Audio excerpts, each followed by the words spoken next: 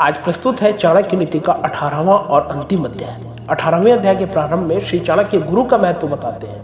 वो कहते हैं कि जिस प्रकार पर पुरुष से गर्भ धारण करने वाली स्त्री समाज में शोभा नहीं पाती, उसी प्रकार गुरु के चरणों में बैठकर विद्या प्राप्त ना करके इधर उधर से पुस्तकें पढ़कर जो ज्ञान प्राप्त करते हैं, वे विद्वानों की सभा में शोभा नहीं पाते, क्योंकि उनका ज्ञान अधूरा होता है।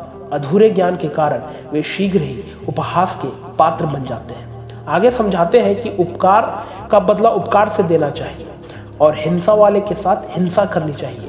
यहाँ दोष नहीं लगता, क्योंकि दुष्ट के साथ दुष्टता का व्यवहार करना ही ठीक रहता है। चाणक्य ने इस श्लोक में कहा है कि यूं तो सबके साथ प्रीतिपूर्वक व्यवहार करना चाहिए, पर दुष्ट के साथ प्रीतिपूर्वक व्यवहार करना उसकी दुष्टता को बढ़ावा देना होता है। आगे कहते हैं कि तप में असीम शक्ति है। तप के द्वारा सब कुछ प्राप्त किया जा सकता है। जो दूर है, बहुत अधिक दूर है, जो बहुत कठिनता से प्राप्त होने वाला है, ऐसे साध्य को तपस्या के द्वारा ही प्राप्त किया जा सकता है। तप के द्वारा तो ईश्वर को भी प्राप्त किया जा सकता है। अतः जीवन में साधना का विशेष महत्व है। आगे कहते हैं कि लोभ सबसे बड़ा अवगुण है, पर निंदा सबसे बड़ा पाप है। सत्य सबसे बड़ा तप है और मन की पवित्रता सभी तीर्थों में जाने से बेहतर है।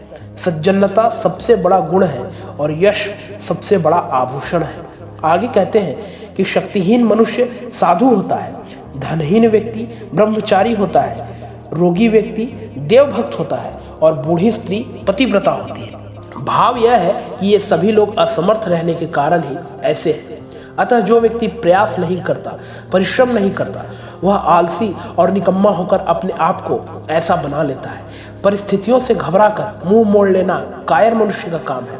व्यक्ति को तो चाहिए कि वो अपना कार्य पूरे मन से करे। सच्चे अर्थों में यही धर्म है।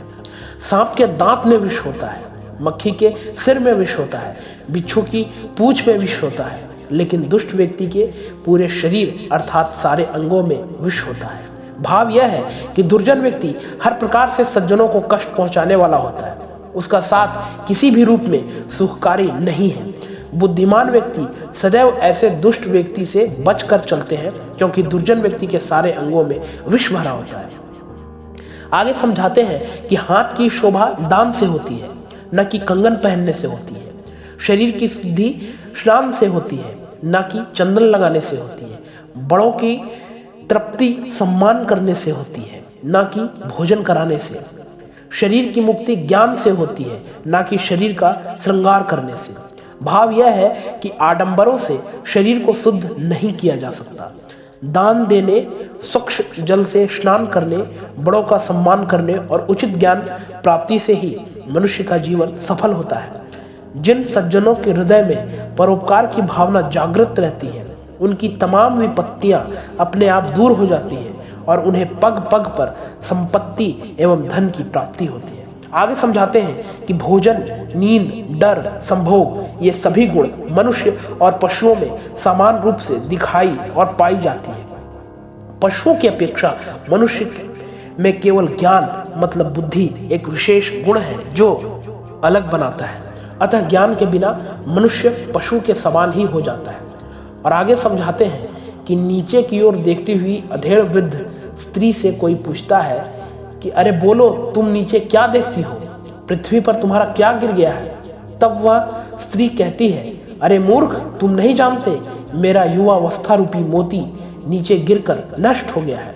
कहने का अर्थ यह है कि यौवन का मोती एक बार नष्ट हो जाए, अर्थात जवानी एक बार चली जाए, तो फिर लौटकर नहीं आती। इसलिए आप सब भी अपनी जवानी का सही उपयोग कीजिए, अपने लक्ष्यों को प्राप्त कीजिए और अपने जीवन में कुछ ऐसा हासिल कर जाइए कि मरने के बाद भी आप लोगों के दिलों में रहे। और यहीं पर समाप्त होता है चाणक्य नीति का अंतिम अध्याय। आशा करता हूँ इस यात्रा के दौरान आपको बहुत सारी चीज सीखने को मिली होंगी, अपनी जिंदगी को बदलने के लिए मिली होंगी।